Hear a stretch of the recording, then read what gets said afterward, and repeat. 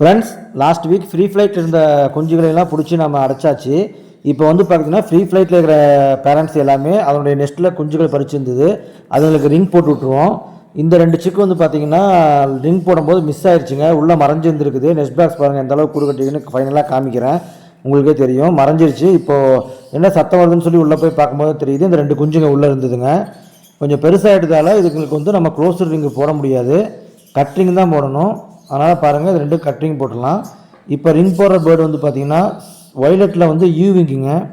யூவிங் அப்படிங்கிறது வந்து பார்த்திங்கன்னா இந்த ரெக்கையினுடைய கார்னரில் மைல்டாக கலர்ஸ் வரும். நல்லா ஒரு பட்டர்ஃப்ளை மாதிரி இருக்குங்க பேர்டு பெருசானதுக்கப்புறம். பார்க்குறதுக்கு நல்லா யூனிக்காக அழகாக இருக்கும். இது வந்து யூவிங்கில் வந்து சேபிளுங்க, ஃபிஷர் மியூட்டேஷனில் வருதுங்க. பேர்ட்ஸ் வந்து பார்த்திங்கன்னா நல்லா ஹெல்த்தியாக சூப்பராக பேரண்ட் ஃபீட் பண்ணியிருக்குங்க. இது வந்து பார்த்திங்கன்னா ஃபிஷருங்க. ஃபிஷரில் வந்து மாவு கலர்னு சொல்லுவாங்க, அதாவது டபுள் டார்க் ப்ளூங்க.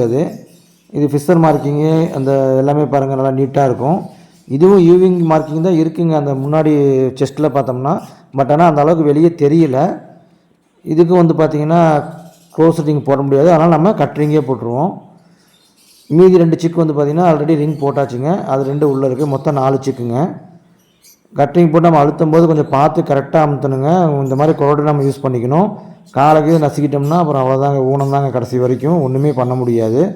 அதனால் கொஞ்சம் கேர்ஃபுல்லாக பேர்டு நல்லா டிஸ்டர்ப் ஆகாத அளவுக்கு அழுங்காமல் பிடிச்சி நம்ம மைல்டாக ப்ரெஸ் பண்ணாவே போதுங்க இந்த ரிங்கு. யாருக்காவது இந்த மாதிரி ரிங் வேணுனாலும் சொல்லுங்கள், ஆர்டர் பண்ணி வாங்கி தரலாங்க. அதுவும் நான் பண்ணி கொடுத்து தான் இருக்கேன்.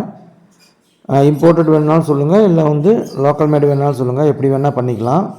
இந்த ஃப்ரீ ஃப்ளைட்டில் இருக்கிற இந்த பேரண்ட்ஸ் வந்து பார்த்திங்கன்னா சன் கனூர் பாக்ஸில் தான் ப்ரீட் ஆகுதுங்க. இங்கே பாருங்கள் கனூர் பாக்ஸ் வச்சுருக்கேன். இதில் பாருங்கள் எந்த அளவுக்கு கூடு கட்டியிருக்கு பாருங்கள். இது வழியாக நம்ம குட்டியை எடுத்துகிட்டு அழுங்காமல் லைட்டாக க்ளோஸ் பண்ணி வச்சிடலாம். அவ்வளோதாங்க.